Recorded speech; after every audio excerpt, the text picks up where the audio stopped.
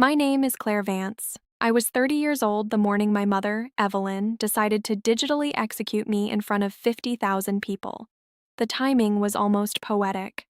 When my phone started vibrating relentlessly against the polished mahogany table, I was sitting in a high-rise conference room in downtown Seattle.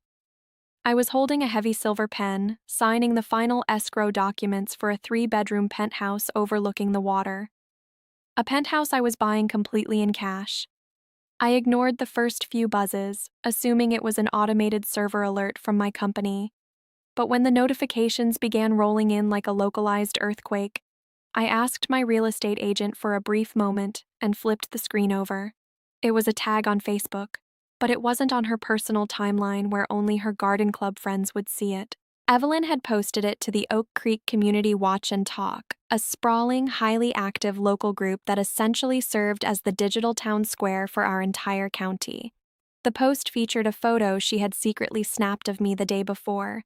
I was wearing oversized sweatpants, my hair tied up in a messy bun, hauling a heavy cardboard box out to my car. The caption above it read, "Finally empty nesting. The 30-year-old freeloader has officially vacated the premises. Time to turn the basement back into a gym. Send wine and prayers, ladies. It has been a long decade of cooking her meals and paying her way." I did not gasp. I did not drop my phone. I simply watched the engagement metrics explode in real time. By the time I read it twice, there were over 800 likes and a rapidly growing wall of comments. Local PTA mothers, church members, and small business owners were treating my life like an open comedy mic. One woman wrote, "Oh, Evelyn, you are a saint for putting up with her that long." Another chimed in, "My nephew is 24 and still refuses to get a real job. I feel your pain." My Aunt Brenda commented with a loud digital laugh, adding, "Maybe now she will finally go to a job interview in something other than pajamas." My younger sister Chloe tagged 3 of her influencer friends with the caption, "Literally my worst nightmare, do not let me end up like this." I sat in a leather chair, worth more than my parents' cars combined, and watched the people I shared DNA with turn me into community trash for a hit of cheap social validation. I did not reply to defend myself. I did not call my mother screaming. I took meticulous screenshots of the original post, the timestamps, and every single comment mocking my existence. I archived them into a secure folder. Then, I picked up my pen, finished signing for my multi-million-dollar home, and handed the paperwork back to my agent with a smile. Before I tell you exactly what I did next and how I legally and systematically dismantled their entire reality over the next 14 days, tell me what time it is where you are right now and where you are listening from. I really want to see how far a story about the ultimate unpaid invoice can travel tonight. People despise what they cannot comprehend. That was the foundational flaw in my family's logic. Because I worked from a custom-built server rack in my room, because I kept strange hours to align with international markets, and because I didn't commute in a stiff blazer with a corporate badge, they had collectively diagnosed me as a failure. Evelyn had repeated the narrative of the lost daughter so often that she had actually started to believe her own delusion. What the Oak Creek Community Watch did not know was that I was the founder and CEO of Vance Risk Management, an elite cybersecurity and digital compliance firm. I managed data privacy infrastructure for regional banks, healthcare networks, and e-commerce platforms. I did not live in my parents' basement because I needed their charity. I was trapped there by a psychological cage built 5 years earlier. When I was 25, my father, Richard, nearly bankrupted his mid-sized logistics company, Vanguard Freight. He clicked a malicious link in a fake vendor email, unleashing ransomware that locked his entire dispatch and payroll database. He was 72 hours away from missing payroll and losing his fleet. He was sobbing at the kitchen table when I intervened. I bypassed the encrypted nodes, isolated the infected servers, rebuilt his database from a fragmented backup, and patched his network. I saved his life's work in a weekend. But in my family, competence was not rewarded with respect. It was rewarded with exploitation. Once they realized what I could do, I became the permanent, unpaid digital janitor for the entire bloodline. Richard demanded I manage his company's software integrations because he refused to learn. Evelyn launched an artisan candle and cosmetics brand, and I was the ghost in the machine building her automated storefront, managing her payment gateways, and fighting fraudulent chargebacks so she could play the brilliant female founder. When Chloe decided to become a lifestyle influencer, I was the one reviewing the predatory agency contracts she blindly agreed to, saving her from signing away her image rights indefinitely. Aunt Brenda could barely use a calculator, so I ran the digital bookkeeping for her local boutique. I was the invisible empire keeping them afloat. Every time I tried to move out or establish a boundary, a manufactured crisis would suddenly appear. Richard's dispatch system would crash. Evelyn would be threatened with a lawsuit over a shipping error. They would panic, manipulate, guilt trip, and remind me that family helps family. They confused my silence for submission. They thought my proximity meant dependency. Evelyn's Facebook post did not break my heart, it liberated me. It proved that they did not see me as a daughter, they saw me as an appliance. And the funny thing about appliances is that when you unplug them, the house goes completely dark. When I unlocked the door to my new penthouse that afternoon, the silence was intoxicating. For the first time in 5 years, I did not hear Richard bellowing from the home office about a frozen spreadsheet. I did not hear Evelyn aggressively typing passive-aggressive emails to her suppliers. I did not hear Chloe recording her third unboxing video of the day, demanding absolute quiet from the rest of the house. There was just the hum of the city through the floor-to-ceiling windows and the soft whir of my custom server tower booting up in the corner of my new home office. Most people, when publicly humiliated by their own flesh and blood, would react with a fiery text message. They would demand an apology. They would engage in a bitter war of words in the Facebook comment section, giving the Oak Creek Community Watch exactly the kind of daytime entertainment they craved. I did none of that. Emotions are sloppy. Retaliation born from anger is usually reckless and easily reversed. I did not want to throw a tantrum. I wanted to execute a corporate offboarding. I poured myself a glass of iced sparkling water, sat down in my ergonomic chair, and initiated what I quietly named the Evaporation Protocol. If they wanted to celebrate the departure of the 30-year-old freeloader, I was going to ensure they experienced the absolute, unmitigated reality of my absence. I started with Evelyn. My mother loved bragging about her self-made organic cosmetics empire. She loved the title of CEO, but she didn't know the first thing about secure sockets layers, payment gateway APIs, or automated inventory routing. I opened her administrative portal. I did not delete her website. That would be vandalism. Instead, I simply removed myself. I revoked my master developer access. I unlinked my proprietary fraud detection algorithm that I had custom built to automatically flag and block suspicious credit card purchases. Then, I went into her domain registry and hosting accounts and quietly removed my personal American Express card from the auto-renew billing profiles. Next was Richard. Vanguard Freight was entirely dependent on a cloud-based logistics software that I had customized to patch over his chronic mismanagement.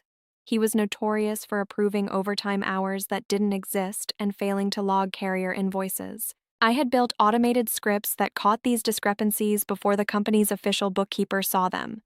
With 3 clicks, I disabled the scripts. I downgraded my own permissions from Super Administrator to a standard restricted user profile and then logged out forever. The safety net was gone. Every mistake he made from this second forward would go directly onto the official ledger. Then came Chloe. I logged into the contract management software we used for her influencer deals. I disabled the auto-forwarding rule that sent every PDF directly to my legal review inbox. If a brand sent her a predatory non-compete clause tomorrow, it would sit in her inbox, waiting for her to actually read the fine print, something she had never done in her life. Finally, I severed the accounting integrations for Aunt Brenda's boutique, leaving her sales tax calculations entirely up to her and a pocket calculator. I spent 3 uninterrupted hours legally, cleanly, and permanently untangling my invisible labor from their lives. But I wasn't just walking away in the dark. I wanted a front-row seat to the collapse. On my center monitor, I built a custom analytics dashboard. It was a beautiful, terrifying piece of architecture. I couldn't see their private messages or internal emails, but I could monitor the external health of their digital infrastructure. I set up ping trackers on Evelyn's checkout gateway. I monitored the server load and uptime of Richard's dispatch system. I created a web scraper to track Chloe's follower count and engagement rates, alongside an alert system for any public legal filings associated with Vanguard Freight. When the dashboard went live, the screen filled with a grid of steady green lights. Everything was functioning perfectly. It was the digital heartbeat of a family that thought they were invincible. But I knew the truth. Those systems were running on borrowed time. Without my daily maintenance, the data caches would fill, the API tokens would expire, the errors would compound. To formalize the separation, I drafted an email. The subject line was simply, "Notice of Service Termination." The body of the email was devoid of any emotion.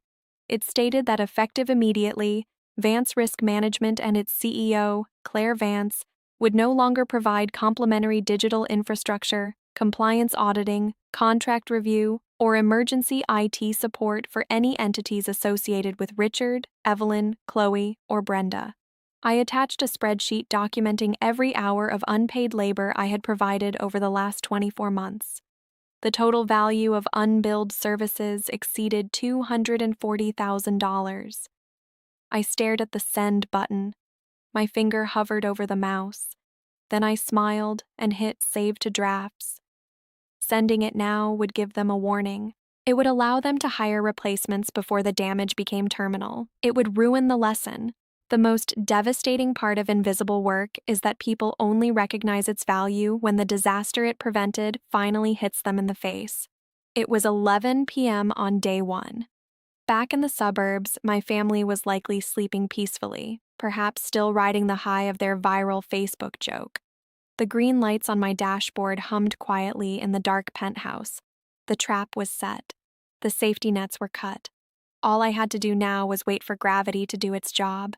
And as the sun rose on day 2, the first green light on Evelyn's payment gateway flickered, stuttered, and turned a bright, warning yellow. Day 2 began with a false sense of victory for the Vance family. I knew this because Oak Creek Community Watch was still an open tab on my browser, and Evelyn was absolutely reveling in her moment of local fame. The original post had surpassed 2,000 likes. She was replying to comments with a nauseating mix of fake humility and manufactured exhaustion. "It is just so hard being a mother sometimes," she wrote to the wife of the town mayor. "But we have to practice tough love so our children can fly." Tough love. That was an interesting term for publicly crucifying the only person who kept her fraudulent cosmetic empire from collapsing under the weight of its own incompetence. The psychology of people who exploit you is fascinating. They truly believe their own narrative. Because they had controlled the story for so long, they assumed they still controlled the reality. They thought my silence was the silence of a defeated, embarrassed child hiding in a new apartment. They had no idea it was the silence of a sniper controlling their breathing. The first crack in their digital foundation appeared on the morning of day 3. My phone lit up on my kitchen counter. It was a text message from Richard. It did not contain an apology. It did not mention the Facebook post. It did not even contain a basic greeting. It simply read, "Dispatch portal is spinning. Drivers are complaining. Reboot the server." I stared at the screen. The audacity was almost impressive. Less than 48 hours after his wife had called me a freeloader in front of the entire county, he was demanding I perform free IT labor to keep his trucks moving. He assumed the social dynamic had not changed. He assumed I was still the obedient digital janitor who would swallow my pride to keep the peace. I unlocked my phone, opened the message thread, and deliberately left the red receipt on. I wanted him to see the exact minute I looked at his command. Then, I put the phone down, turned my back, and walked away. I did not reboot the server. I did not clear the cache. I let the dispatch portal spin. 2 hours later, Evelyn texted, "Claire, the formatting on my weekly promotional newsletter is completely broken. The fonts are huge and the checkout links are dead. Log in and fix the HTML before the afternoon blast goes out. Again, I opened the message. Again, I left the read receipt on. Again, I did absolutely nothing. The anger in their subsequent messages was not the anger of parents worried about their daughter. It was the irritation of middle management whose equipment had suddenly stopped working. Richard sent a follow-up text. "Did you read my message? This is real business, Claire. Stop pouting and fix it." Real business. He had spent years calling my career playing on the computer, but the second his system failed, it was suddenly real business. I needed a change of scenery. Watching a demolition is satisfying, but you do not need to stand in the dust cloud to enjoy it. I called my best friend, Harper. Harper was a corporate litigator and the only person who knew the full, unvarnished truth about the Vance family dynamic. She had seen the raw server logs. She had seen the late-night panic texts from Richard. She knew exactly how many millions of dollars flowed through the infrastructure I maintained for free. When I told her about the Facebook post and the Evaporation Protocol, she did not offer sympathy. She offered a toast. "Pack a bag," Harper told me over the phone. "I just booked us a weekend suite at the Salish Lodge. If we are going to watch Rome burn, we are going to do it in bathrobes with a view of a waterfall." By the time we checked into the luxury resort on the afternoon of day 4, the Vance family's minor inconveniences were beginning to metastasize into actual operational failures. We sat on the balcony overlooking the Snoqualmie Falls, wrapped in heavy white robes. The air was crisp, smelling of pine and cold water. I had my laptop open on the small glass table between us, a glass of expensive Pinot Noir resting beside the trackpad. I opened the Doomsday dashboard. "Show me the damage," Harper said, leaning over and peering at the screen. The neat grid of green lights I had established on day 1 was gone. The screen was now a mosaic of warning yellow and flashing red. "Let us start with Evelyn," I said, pointing to the top left quadrant. "Her payment gateway API token expired yesterday at midnight. Because I am no longer forcing the system to bypass her outdated security certificates, her website is now flagging every third credit card as potential fraud. Her checkout conversion rate has dropped by 60%. Customers are trying to buy her artisan candles, and their banks are declining the transactions." Harper took a slow sip of her wine. "And she does not know how to generate a new token." "She does not even know what a token is," I replied. "She thinks the internet runs on magic and good intentions." I moved my finger to the next quadrant. "Richard is worse. The dispatch portal he demanded I reboot? It wasn't a server error. He forgot to pay the cloud hosting invoice. I used to catch those emails in the admin inbox and pay them with a corporate card I forced him to set up. Because I removed myself, the hosting provider throttled his bandwidth. His dispatchers are currently operating on dial-up speeds. Drivers are missing their loading windows." "And Chloe?" Harper asked, her eyes gleaming with the kind of ruthless satisfaction only a lawyer can truly appreciate. I pulled up the web scraper tracking my sister's influencer metrics. Chloe signed a promotional contract with a vegan skincare line 3 weeks ago. I warned her the deliverables clause was dangerously specific, but she told me I was just being a jealous hater. The first milestone was due today at noon. She missed it. The brand's automated compliance system just flagged her account. Harper laughed, a sharp, delighted sound that echoed over the roar of the waterfall. "They are drowning, and they do not even realize the boat is taking on water." "That is the beauty of complex systems," I said quietly, watching a new red error code pop up on Evelyn's storefront metrics. When a bridge collapses, it does not happen all at once. The microfractures spread silently. The stress builds up in the steel. The people driving over it think everything is perfectly fine, right up until the second the concrete gives way. Day 5 arrived with a heavy, ominous silence. The demanding text messages from my parents stopped. The arrogant commands ceased. They had finally realized that their orders were echoing into a void. I was not coming back to fix the HTML. I was not rebooting the server. The realization had set in that they were entirely alone at the steering wheel of vehicles they did not know how to drive. But instead of apologizing, They did exactly what arrogant, desperate people always do. They doubled down. They decided they didn't need me. They decided they could simply hire someone else to do the little computer chores I used to do. They were about to learn a very expensive lesson about the difference between a mechanic and an architect. The real disaster was no longer just approaching. It had arrived. Arrogance is a fascinating financial liability. When pride prevents people from admitting they need help, they will inevitably spend 10 times the money trying to prove they do not. By day 6, my family had transitioned from annoyance to action. Because they could not force me to comply, they decided to replace me.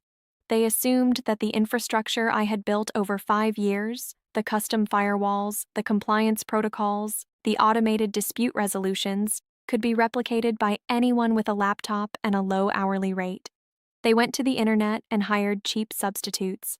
That was the moment my doomsday dashboard shifted from a warning system to a live broadcast of total destruction. Let us start with Evelyn. On day 7, the dashboard indicated a massive spike in transaction volume on her cosmetic site. A layman would see that as a sudden boom in sales. I knew exactly what it was: a card testing attack. Without my custom fraud prevention algorithm filtering her checkout page, automated bot networks were using her site to test thousands of stolen credit card numbers. By the time Evelyn woke up and saw the influx of orders, she probably thought she had gone viral. She likely packed dozens of boxes, shipped them out, and congratulated herself on her entrepreneurial genius. 48 hours later, the actual cardholders noticed the fraudulent charges. The chargebacks hit her account like a tidal wave. Stripe, her payment processor, is governed by strict risk algorithms. When a merchant's chargeback ratio exceeds 1%, the system flags it. Evelyn's ratio hit 15% in a single afternoon. The automated response was instantaneous and merciless. Stripe completely froze her merchant account. They locked all her funds, suspended her ability to process new payments, and placed a hold on her rolling reserve. She had shipped thousands of dollars of inventory to criminals, and her legitimate revenue was now trapped behind a corporate wall she did not know how to climb. The emails to her generic customer service inbox, the one I used to monitor, began to pile up. Real customers were demanding refunds. Her vendors were asking for payment, and her money was legally paralyzed. But Evelyn's disaster was merely an appetizer compared to Richard's catastrophic main course on day 8. Vanguard Freight was bleeding money because of the slowed dispatch system. Instead of paying the cloud hosting invoice, Richard decided he was going to migrate his entire operation to a cheaper, local server. To do this, he hired a budget freelance IT technician off a community job board. I watched the server logs from my penthouse in real time.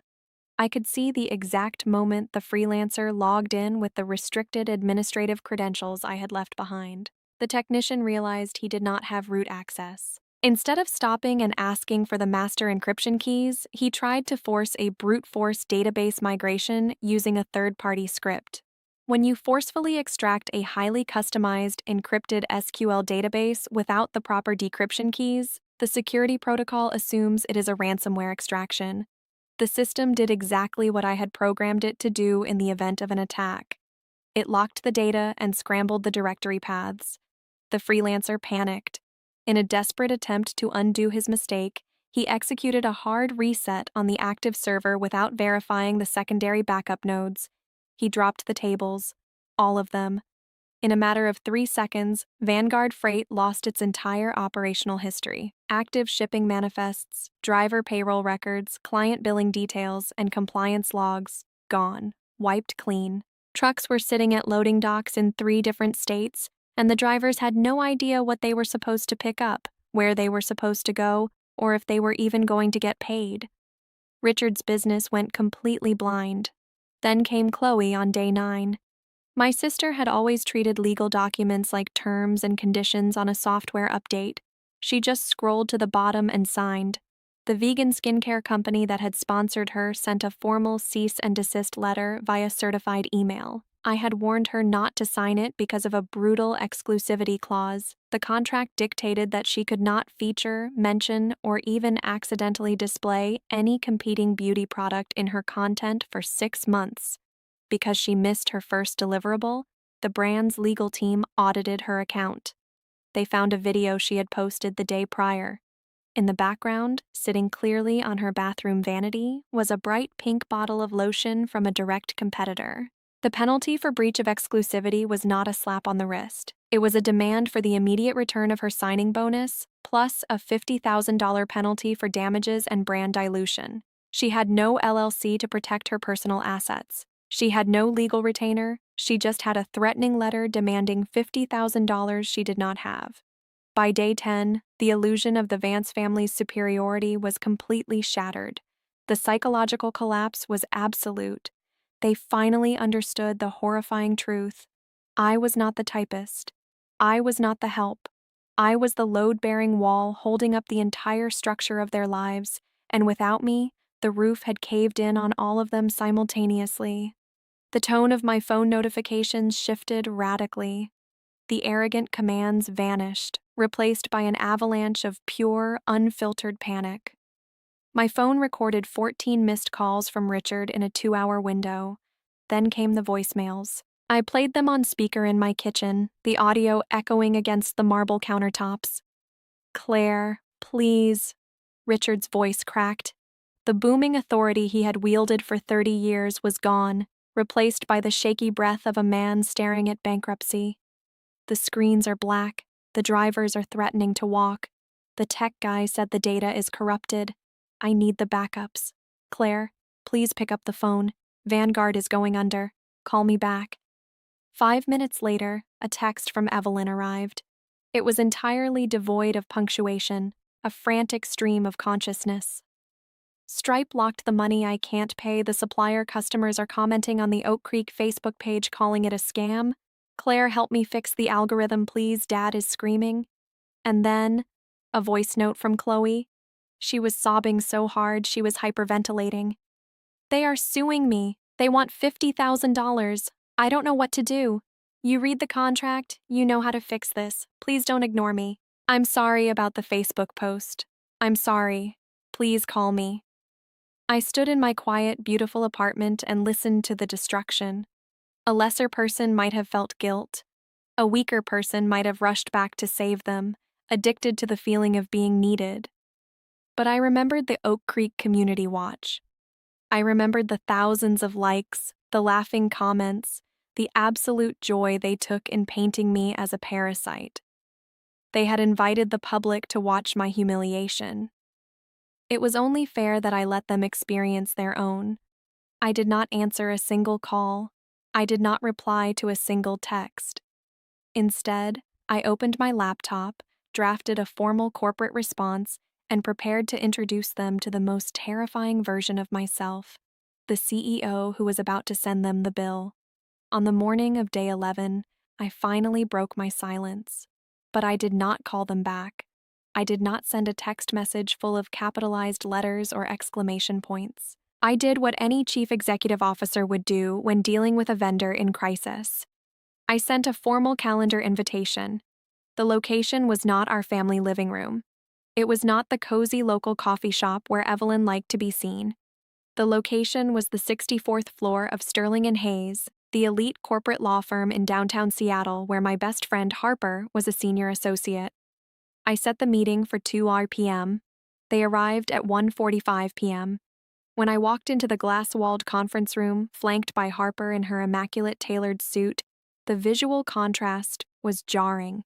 The Vance family, who just 11 days prior had felt powerful enough to turn my life into public entertainment, looked like casualties of war. Richard looked as though he had aged a decade.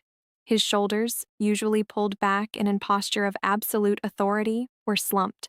Evelyn was entirely stripped of her artificial glamour. She wore no makeup, and her hands trembled as she clutched her designer purse. Chloe sat perfectly rigid, her eyes red and swollen, staring blankly at the mahogany table. They looked up when I entered, and Evelyn immediately burst into tears.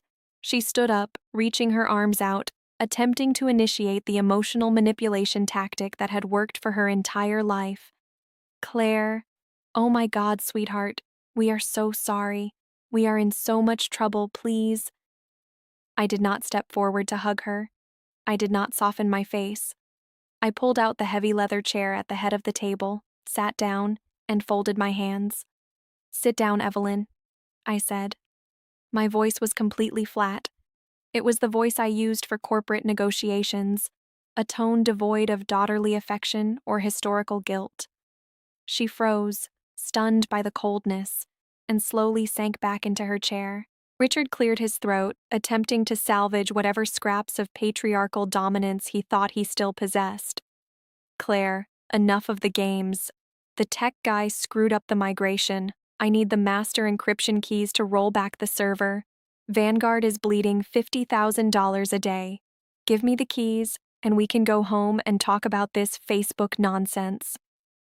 You do not have a server to roll back, Richard? I replied calmly. Your discount IT guy initiated a brute force extraction without pausing the SQL services. He didn't just lock the data, he corrupted the index tables.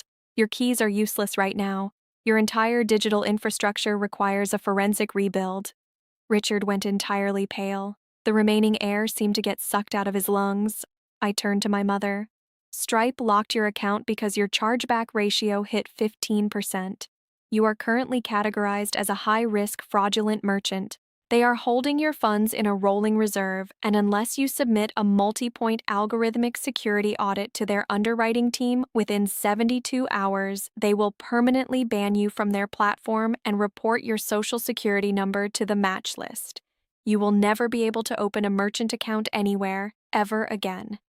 Evelyn buried her face in her hands, letting out a muffled sob. Finally, I looked at Chloe.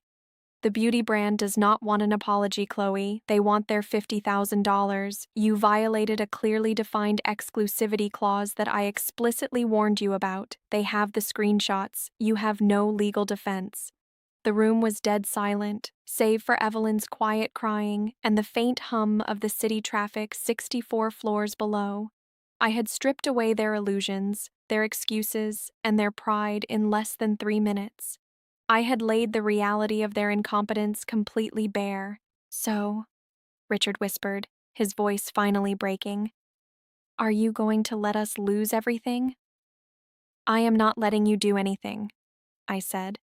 You chose to operate businesses you do not understand. You chose to alienate your primary risk manager. You chose to gamble your livelihoods for a few hundred likes on a community Facebook page. These are your consequences.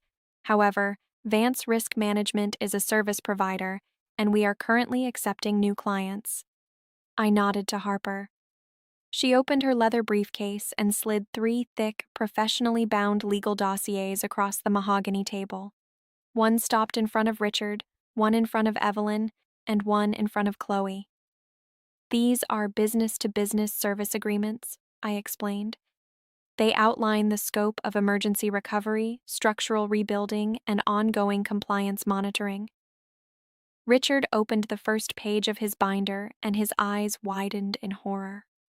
Claire, this retainer is $30,000, and your hourly rate is listed at $350 an hour. That is the emergency triage rate, I corrected him. Standard market pricing for forensic database recovery. Plus, Vanguard Freight will be billed for the licensing of my proprietary software, which you have been using for free for 5 years. I can't pay this, Richard stammered, the paper shaking in his hands. I don't have $30,000 in liquid cash right now. We are family. Can't you just fix it and we can work out a payment plan? Give us the family discount. I leaned forward, resting my forearms on the table, and locked eyes with the man who had spent my entire adult life minimizing my career. The family discount expired the exact second you allowed Evelyn to post my face on the Oak Creek Community Watch, I said, my voice dropping to a deadly whisper. It expired when you let my aunt call me a failure. It expired when you allowed my sister to use my existence as a cautionary tale for her friends. You wanted to treat me like a stranger? Congratulations.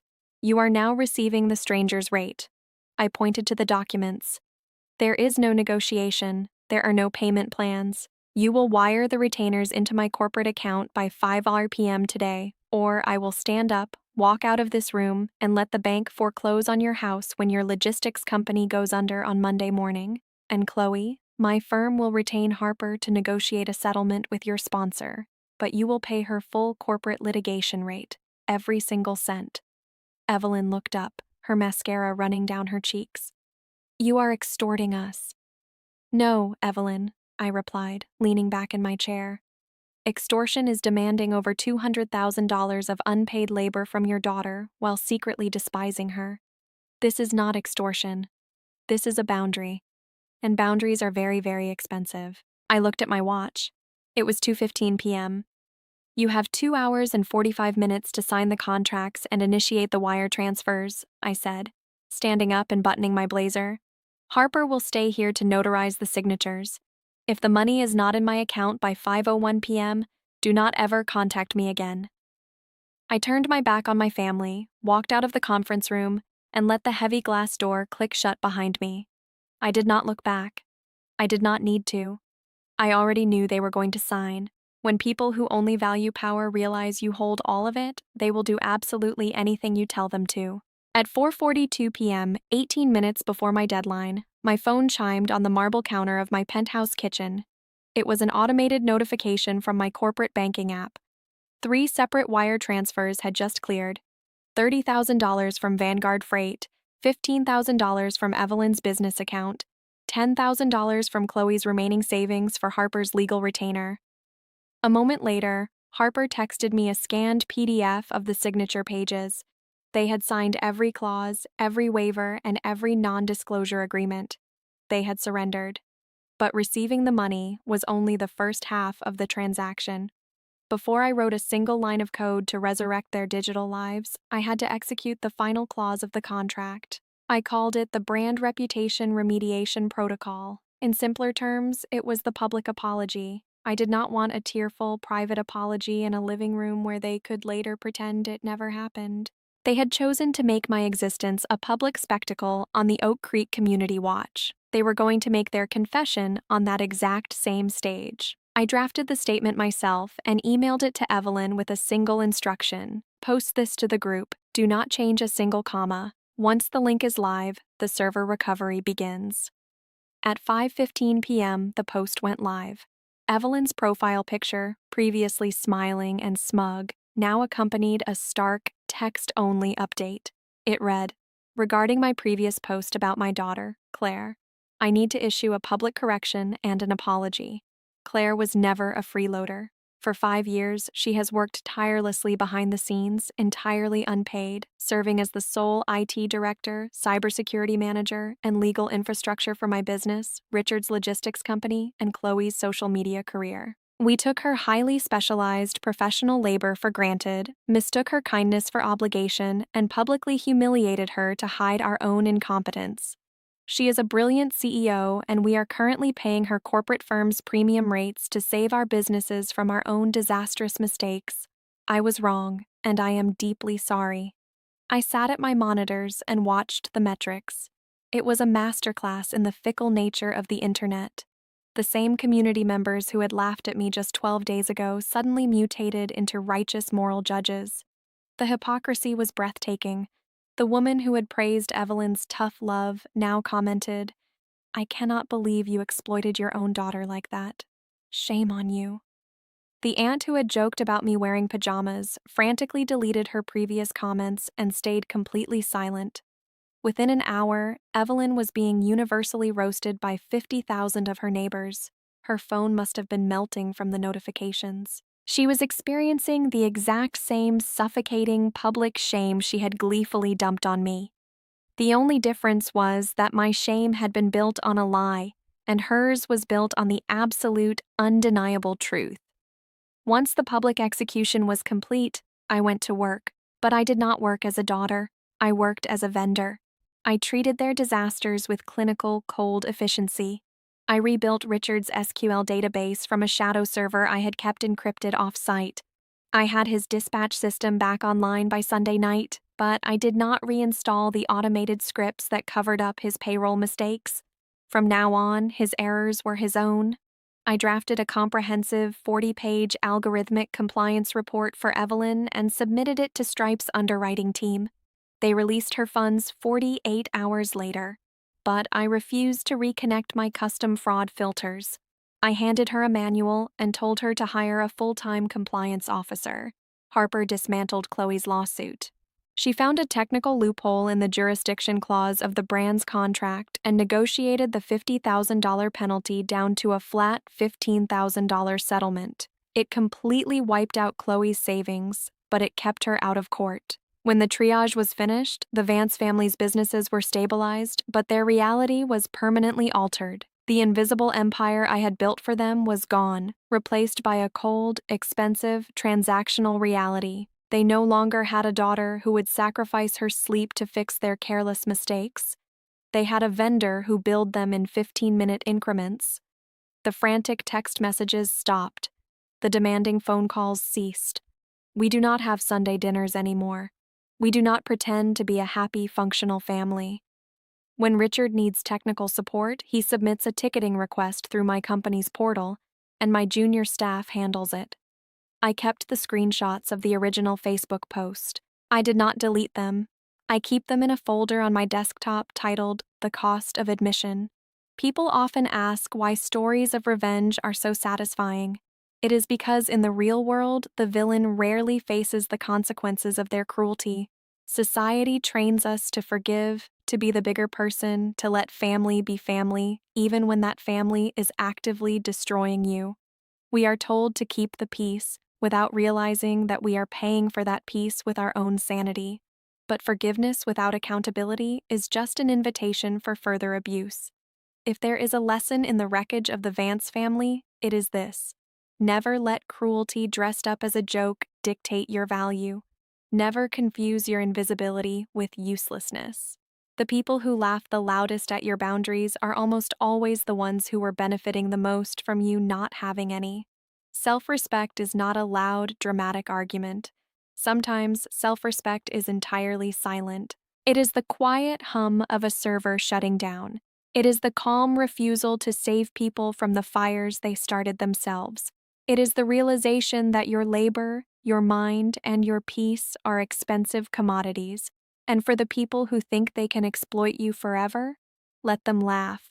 Let them mock you. Let them tell the world how useless you are. Because when you finally pack up your things and walk out the door, they will learn the hardest lesson of all. The most expensive loss in the world is not money, and it is not reputation. It is losing access to the person who loved you enough to hold your life together, while you were too busy treating her like a joke. It has been exactly 1 year since the Vance family signed those contracts in the glass-walled conference room. A lot of viewers might assume that after such a catastrophic collapse, the dust would settle, lessons would be permanently learned, and everyone would peacefully accept their new reality. But arrogance is a chronic condition. People who have spent their entire lives exploiting others rarely experience true moral awakenings. They just learn to resent the boundaries you force them to respect. The final chapter of this story did not happen with a loud explosion. It happened with a quiet, predictable whimper at the 8-month mark. Richard's pride finally outgrew his fear. He looked at the monthly invoices from Vance Risk Management, saw the thousands of dollars leaving his account, and decided he had paid enough penance. In his mind, because his dispatch system had been running smoothly for months, the emergency was over. He forgot that the system was only running smoothly because my firm was actively monitoring it 24 hours a day. He sent a formal, surprisingly arrogant email terminating our service agreement, effective the first of the following month. He wrote, "The training wheels are off. We can manage our own servers now. Thank you for your temporary assistance." He assumed that the infrastructure I had built would simply remain in place for him to use indefinitely. He had, once again, failed to read the fine print. I did not argue. I did not warn him. I simply replied, "Termination request received and processed. All proprietary software licenses will expire at 11:59 p.m. on the final day of the billing cycle." At exactly midnight on the 1st of the month, the custom logistics algorithm I had built, the intellectual property of Vance Risk Management, automatically deactivated and uninstalled itself from Vanguard Freight's network. It was not a malicious hack, it was standard corporate procedure for a lapsed commercial license. Richard woke up the next morning to find that his trucks were no longer auto-routing, his predictive maintenance alerts were gone, his automated payroll integrations were dead. He was suddenly staring at the raw, unoptimized skeleton of a basic dispatch software from 2015. He threatened to sue me for corporate sabotage. Harper, acting as my general counsel, responded with a 2-sentence email containing a screenshot of the software licensing clause he had signed, highlighted in bright yellow. He had no case. Today, Vanguard Freight is running on manual spreadsheets and whiteboards. Richard's profit margins have shrunk to a fraction of what they used to be, entirely because his ego could not stomach paying his daughter what she was worth. Evelyn's situation did not fare much better. After I refused to serve as her compliance officer, she was forced to hire external help. But Evelyn is a woman who genuinely believes she is the smartest person in any room. She went through 3 different IT and compliance contractors in 6 months. None of them tolerated her condescending tone, her demands for unpaid overtime, or her refusal to follow basic security protocols. Without my custom fraud filters and unable to retain a competent replacement, she had to drastically reduce her shipping radius to avoid chargebacks. Her national cosmetic empire is now just a local hobby business. She still posts on Facebook, but the tone is much quieter. And Chloe? The influencer lifestyle requires an endless stream of capital, which she no longer has. After Harper negotiated her legal settlement, Chloe's bank accounts were drained. Without my free legal review and technical setup, she could not secure new sponsorships without risking another catastrophic breach of contract. The last I heard through the neighborhood grapevine, my sister took down her public social media profiles. She is currently working a standard 40-hour-a-week job as an assistant manager at a retail boutique downtown. Reality hit her with a minimum wage paycheck, and there is no one left to subsidize her illusions. Meanwhile, Vance Risk Management doubled in size. The story of how I ruthlessly audited my own family, cut their access, and charged them corporate rates to fix a disaster of their own making became a quiet legend in local cybersecurity circles. In my industry, trust is everything.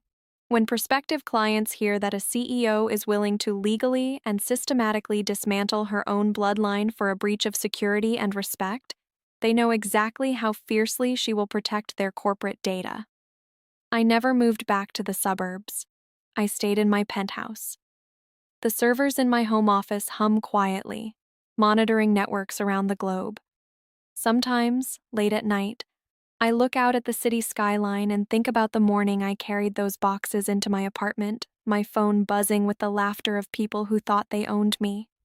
I realize now that the Facebook post was not a tragedy. It was the greatest gift Evelyn ever gave me. She wanted to cast me out to prove how much I needed them. Instead, she accidentally handed me the scissors I needed to cut the final string. Do not ever be afraid to let people experience life without you. If you have been the silent architect of someone else's success, and they repay you with disrespect, do not argue. Do not beg for validation. Simply pack up your tools, turn off the lights, and walk away. Build your own empire. And when they finally realize the foundation is crumbling beneath them, make sure your door is locked, your boundaries are set, and your invoice is already in the mail.